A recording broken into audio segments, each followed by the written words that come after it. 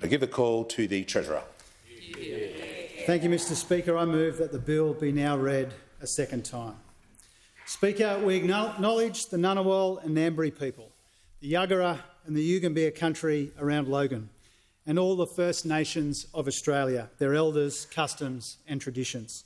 And we recognise the opportunity that we have this year to move forward together, listening to each other in a spirit of unity and respect. Mr Speaker, the budget we present to the Australian people tonight provides cost of living relief that is responsible and affordable and prioritises those most in need. It delivers historic investments in Medicare and the care economy, making it easier and cheaper for Australians to see their doctor. It broadens opportunity by breaking down the barriers of disadvantage and exclusion. It lays the foundations for growth by embracing clean energy and investing in value-adding industries, people, skills, technology and small business. And it strengthens the budget with a surplus forecast for this year with less debt than smaller deficits compared with recent budgets. These are the foundations on which our government is building a stronger economy and a fairer society, with greater security in a time of economic uncertainty, more opportunities in more parts of our country, and a renewed determination for Australia to make the most of the defining decade ahead.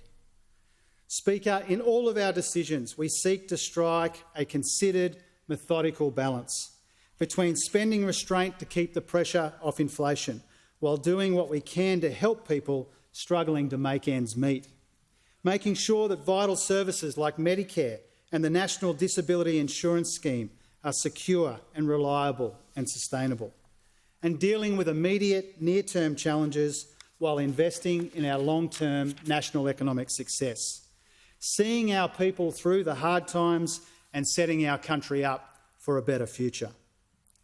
Mr Speaker, the global economy is slowing due to persistent inflation, higher interest rates and financial sector strains. Outside of the pandemic and the global financial crisis, the next 2 years are expected to be the weakest for global growth in over 2 decades, and this will affect us here in Australia. Our economic growth is expected to slow from 3.25% this year to 1.5% next year before recovering to 2.25% the one after. Despite this, our economy will continue to create jobs and unemployment is expected to remain low by historical standards, 4.25% in 23-24, 4.5% the year after. And in this environment, inflation remains our primary economic challenge. It drives rate rises and it erodes real wages, which is why this budget is carefully calibrated to alleviate inflationary pressures, not add to them. Our policies to ease the pressure on households will take 0.75 percentage point off inflation in 23-24, which is expected to fall from 6% this year to 3.25% next year, returning to the Reserve Bank's target band in 2024-25. Still higher than we'd like, for longer than we'd like, but tracking in the right direction. So while Australia may have a lot coming at us, we have a lot going for us as well. High prices for the things we sell overseas, a strong, well-regulated, secure banking system, low unemployment, and welcome signs that after a decade of being kept deliberately low, wages are moving again. Yeah. Wages growth for 2023-24 is now forecast to be 4%, up 0.25 percentage point from what was expected in October. This combination of lower than expected inflation and higher wages means that an earlier and stronger return to real wages growth is forecast for 2023-24. Speaker, at the same time, we understand that Australians are under the pump right now, and that's why providing responsible, targeted relief is the #1 priority in this budget. Our $14.6 billion cost of living plan will provide help with power bills, bring down out-of-pocket health costs, support vulnerable Australians, create more affordable housing and boost wages. Speaker, back in November, gas bills were set to go up by 20% in 23-24 and electricity bills were set to rise by 36%. Now, this was the high price Australians were slated to pay for the Russian invasion of Ukraine and a decade of energy policy failure here at home. Our government refused to stand by and let this happen. We took urgent and targeted action to place a cap on coal and gas prices, and tonight we are delivering up to $3 billion in direct energy bill relief for eligible households and small businesses co-funded with the states and territories.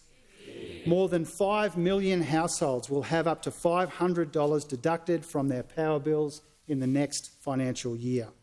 Real relief right off your power bill, right when you need it. And because of our policies, electricity price increases are expected to be around 25 percentage points less than what was projected, and 16 percentage points less for gas. And a big part of making sure that energy bills are more affordable into the future is improving the energy efficiency of Australian homes, and not just new builds. Through this budget, we are investing $1 billion to help provide low-cost loans for double glazing and solar panels and other improvements that will make homes easier and cheaper to keep cool in summer and warm in winter. A common-sense program that will help family budgets and reduce emissions. Speaker, our first budget capped the price of medicines on the pharmaceutical benefit scheme for around 3.6 million Australians, so that most now pay no more than $30 for the medicines that they need. In our second budget, we're investing $2.2 billion to increase access to life-changing medicines through the PBS. And from September this year, patients will be able to get more of the medicine they need for less money and less hassle. Instead of having to go back to their pharmacist every month, many people with common chronic illnesses will be able to get 2 months' worth of treatment for over 300 different medicines.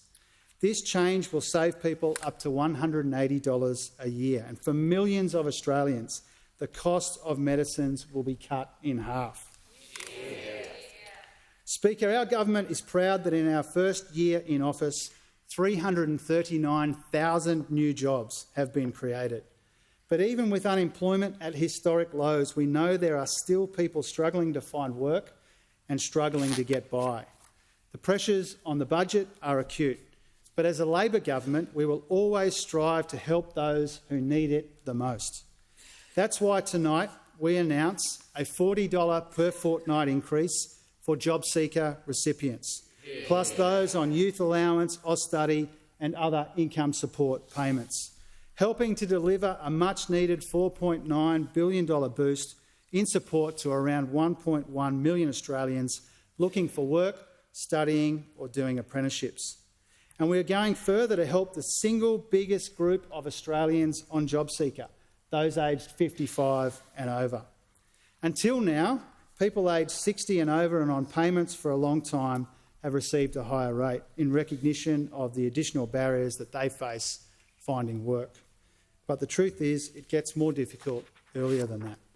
The majority of people aged 55 and over on JobSeeker are women, many with little to no savings or superannuation, and who are at risk of homelessness. So tonight we're extending the extra support for those aged 60 and over to include Australians 55 and over. Yeah. More help for some of the most vulnerable people in our community. And in the same spirit, we're expanding parenting payments single, so it will now be available to single parents until their youngest child turns 14 rather than 8. Yeah. This will provide 57,000 families with an extra $176.90 per fortnight. Over 90% of these parents are single mums. They deserve our respect and our support for the incredible job that they do. Yeah. Speaker, for too long, secure, affordable housing has been out of reach for too many Australians. Tonight, to help ease the pressure on people feeling the pain of rising rents, we are increasing the maximum rates of Commonwealth rent assistance by 15%. This will provide up to $31 extra a fortnight for people renting in the private market and community housing, the largest increase in more than 30 years. But we know an essential part of the solution to pressures in the housing market is more homes for Australians. Our housing accord aims to build 1 million new well-located homes over 5 years from 2024. We're going to help drive this with a new tax break for build-to-rent projects, cutting the managed investment trust withholding tax from 30 to 15%. And by increasing the liability cap of the National Housing Finance and Investment Corporation by $2 billion to support more lending to community housing providers. We want more Australians to know the security of a roof over their head, which is why we're also working with the states and territories to improve planning, to build more houses and to deliver a better deal for renters. For this same reason, implementation of the $10 billion Housing Australia Future Fund is critical to build more of the social and affordable houses that our people need. Speaker, our government came to office promising to get wages moving again. They're now growing at their fastest rate since 2012. And let's be clear, when it comes to the cost of living, fair wages for workers are not the problem, they're part of the solution. Yeah. Meaningful and sustainable wages growth is a fundamental feature of an economy that rewards people for their hard work. Meaningful and sustainable wages growth is why we've consistently advocated for low-paid Australians so they don't go backwards. The Prime Minister has said it many times, the heroes of the pandemic deserve more than our thanks. They deserve fair pay for their vital work. I'm proud that our budget provides $11.3 billion to fund a 15% increase in award wages for more than 250,000 aged care workers. Yeah. This pay rise will help retain, reward and recruit the hard-working people who care for our loved ones as they grow old. And the message from our government to the aged care workers of Australia is very simple. You deserve every cent. Yeah. Speaker, one of the things that makes this the best country in the world is our shared belief that every Australian should be able to access affordable, reliable health care. But right now, too many are finding it more and more difficult to see a doctor. The costs are too high, the wait times are too long, and the consultation is often too short. Families are being forced into a lose-lose choice between getting the help they need or paying their other bills. This robs parents of peace of mind and it puts families under strain. It means more problems go undiagnosed or untreated. And it means our workforce is not as healthy or productive as it could be and should be. And we want to change that. With new funding to build 8 more of our urgent care clinics so people in regional communities and growing suburbs can see a GP. A further $445 million to enable doctors, nurses and allied health professionals to cooperate for better care. Changes that will make it easier for Australians to get essential services at their pharmacy, like vaccinations. And tonight, Mr Speaker, I am proud to announce, as a centrepiece of this budget, our Labor government will triple the bulk billing incentive. Yeah.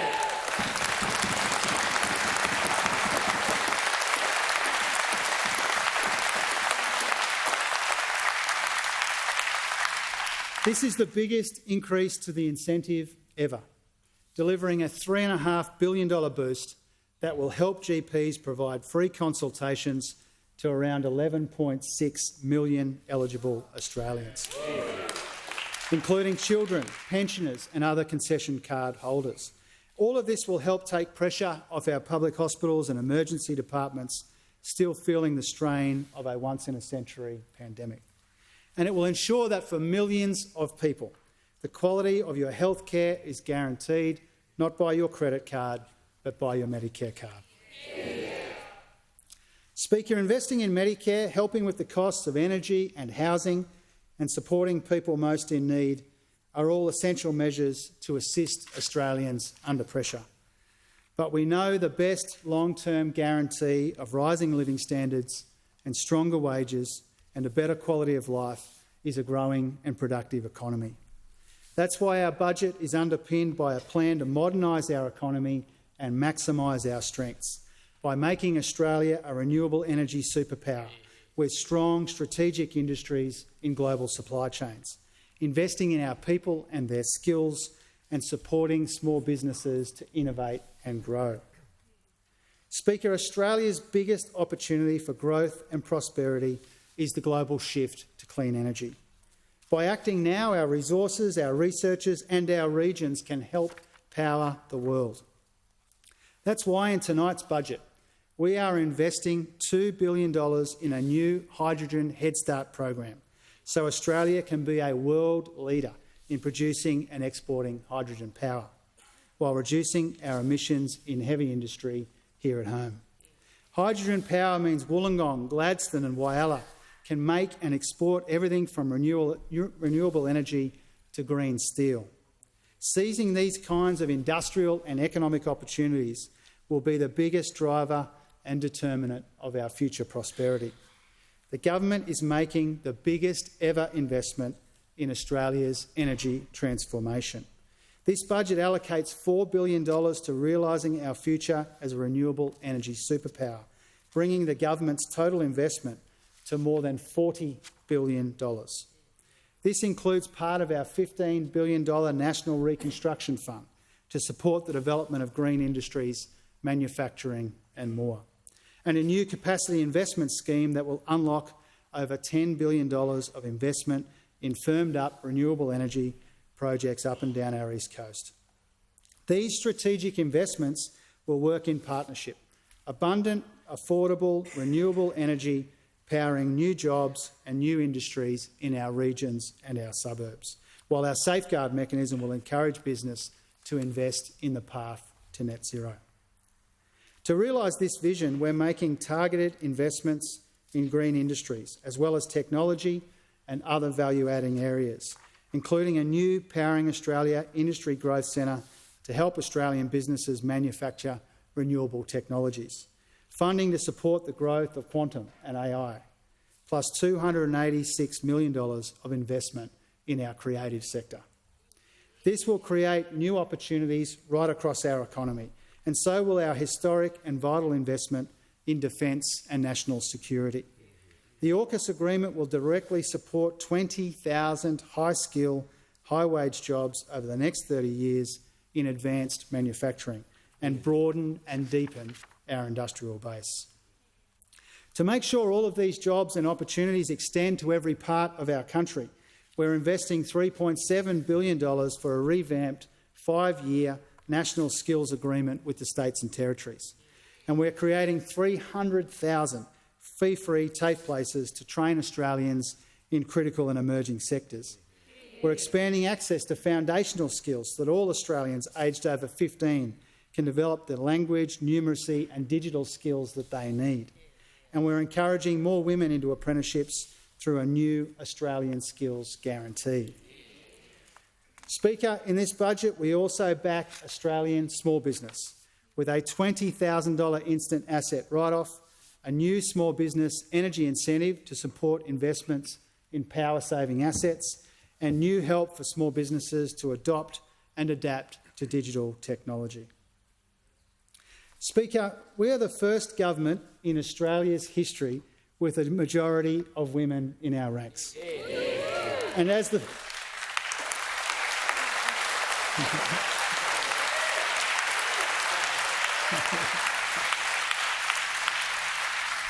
And as the Finance Minister and the Minister for Women often says, we know equality for women is not an add-on, it's not a nice-to-have, it's absolutely crucial for our prosperity.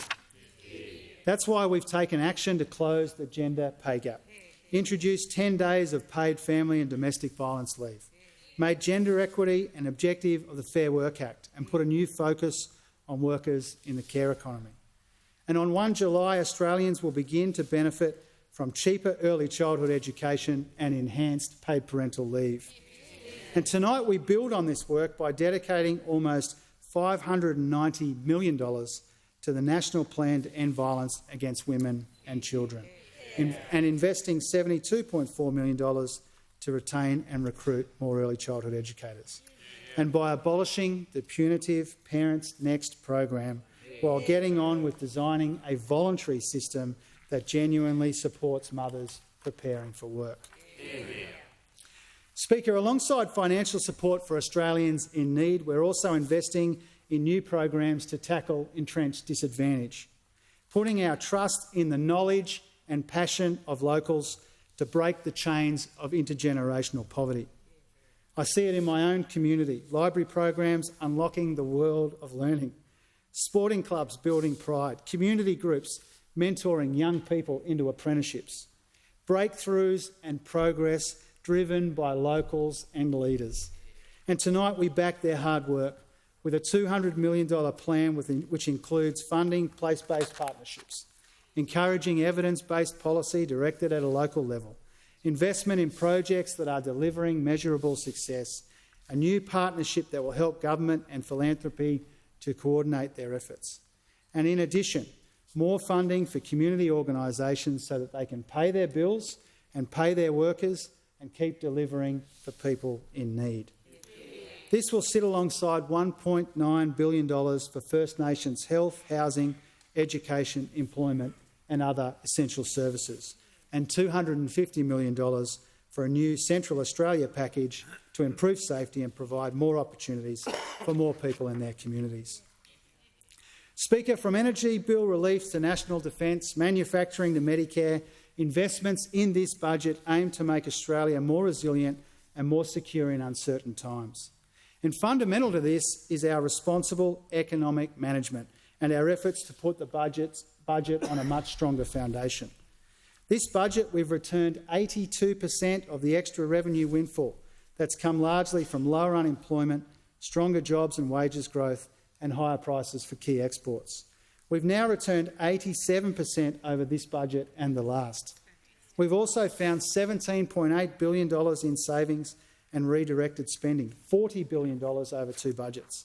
And we've limited annual real spending growth to just 0.6% over 5 years. Because our first two budgets made such a firm commitment to responsibility and restraint, we are now forecasting a small surplus in 2022-23, which would be the first in 15 years. Yeah.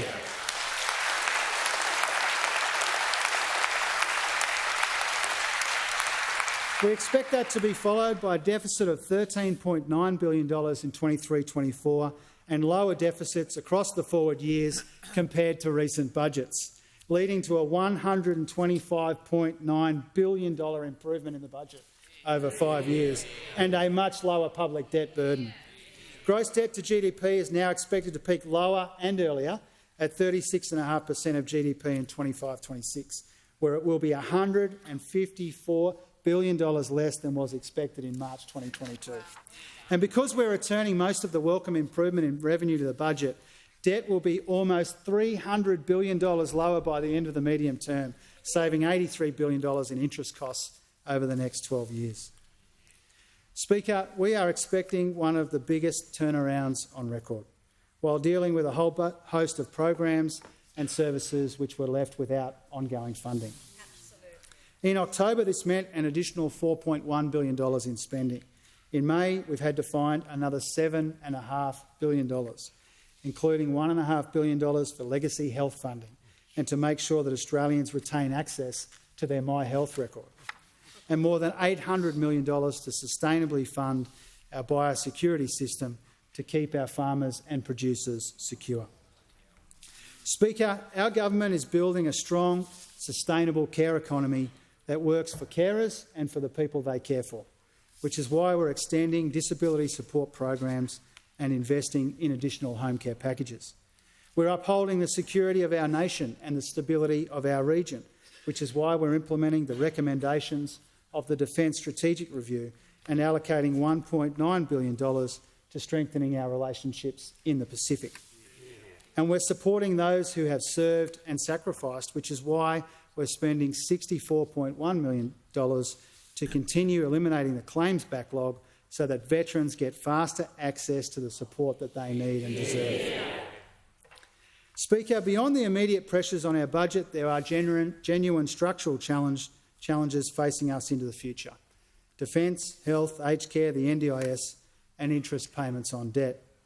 Tonight we're putting in place some modest but meaningful revenue measures to help address this, like tightening superannuation tax concessions for those with balances exceeding $3 million, a 15% global and domestic minimum tax for large multinational companies, changes to the petroleum resource rent tax so that Australians receive a fairer return on the sale of our natural resources sooner, raising the tax on tobacco by 5% for 3 years and extending tax compliance programs. But the inescapable truth is that the federal government cannot put all the services that Australians expect and deserve on a more sustainable footing just by ourselves. That's why the Prime Minister has brought together the states and territories to agree on a new cooperative approach so we can secure the future of essential services and programs that both levels of government support. And so we can make sure that the NDIS continues to provide life-changing outcomes for future generations of Australians with a disability. Under Labor, the NDIS is here to stay. We are determined to make sure every dollar counts and every dollar goes to improving the lives of the participants the scheme was established for. Our changes are designed to put the interests of participants first as we cooperate to moderate the growth in costs.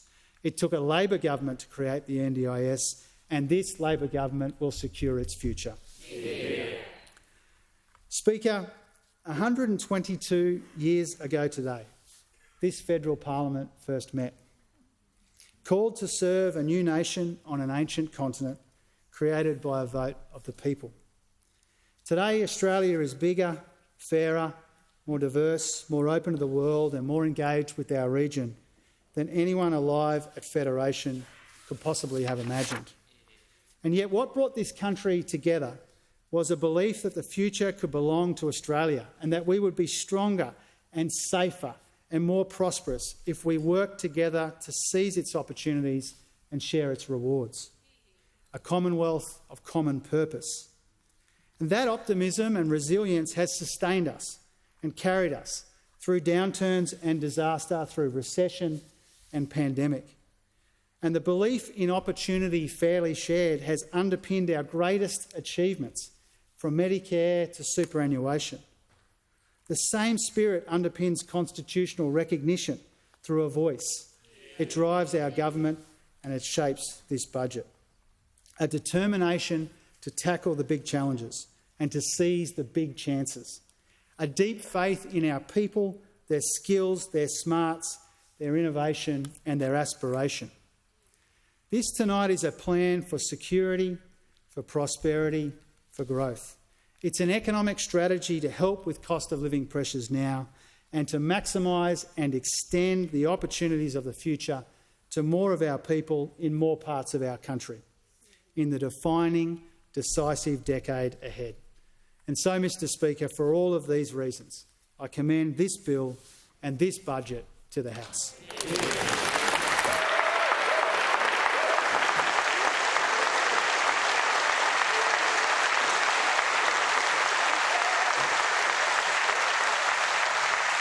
Jim Chalmers receiving a rousing applause as he concludes his second budget speech.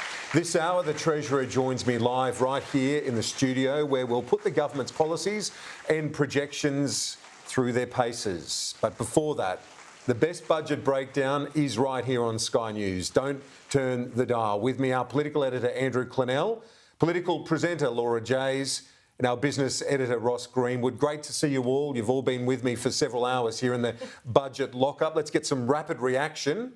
Headline takeaways. Andrew Clennell. I think it's Jim Chalmers' Robin Hood budget. He's taxing the rich, the gas companies, the multinationals and giving to the poor, Kieran. Laura Jays, your thoughts? Thanks to coal, commodities and immigration, this budget is back in black without any real tough decisions being made.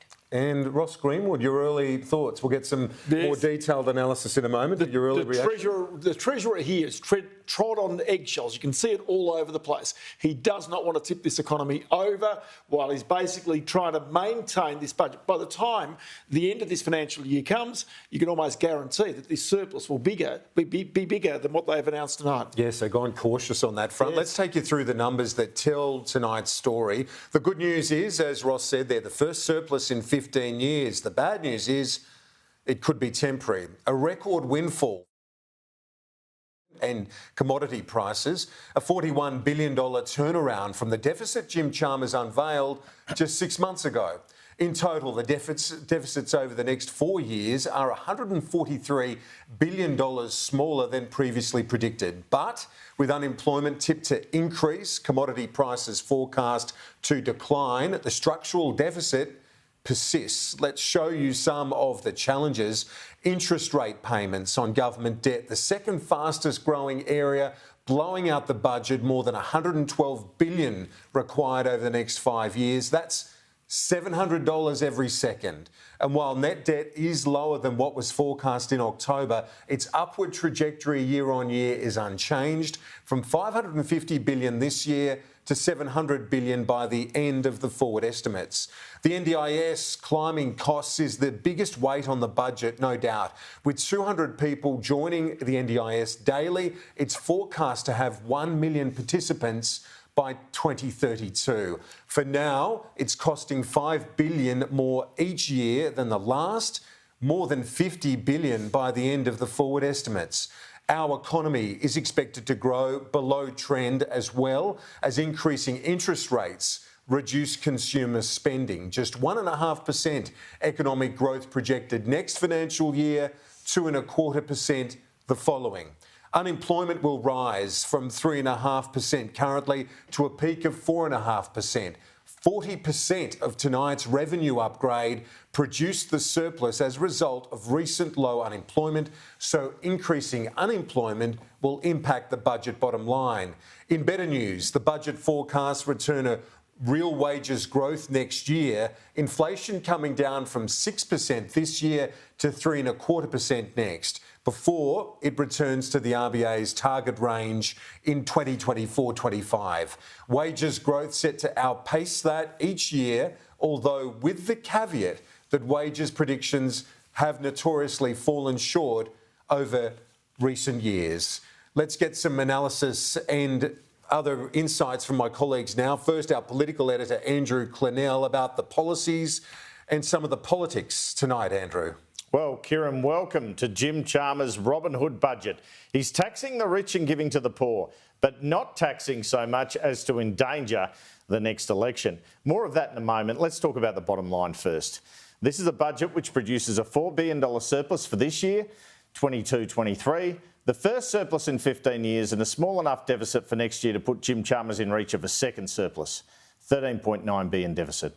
And even calling next year a deficit is based on a forecast of economic growth dropping from 3.5% this year to 1.5% next financial year, before recovering to 2.5% in 25-26. That is some slowdown predicted for next year. The Treasurer also claims that inflation is expected to fall from 6% this year to 3.25% next year. After 24-25, the deficits get bigger at $35 billion, $36 billion and $28 billion. But with the inflation train the most dominant issue in our economy, what most people will be interested in from tonight's budget is the cost of living relief. And as Sky News revealed on Sunday, that includes a $40 permanent rise in JobSeeker and youth allowance per fortnight. It also includes a rise of 15% or $31 a fortnight in rent assistance. As announced Monday, the maximum age at which children have to be for single parents to get the single parent pension has been lifted from 8 to 14.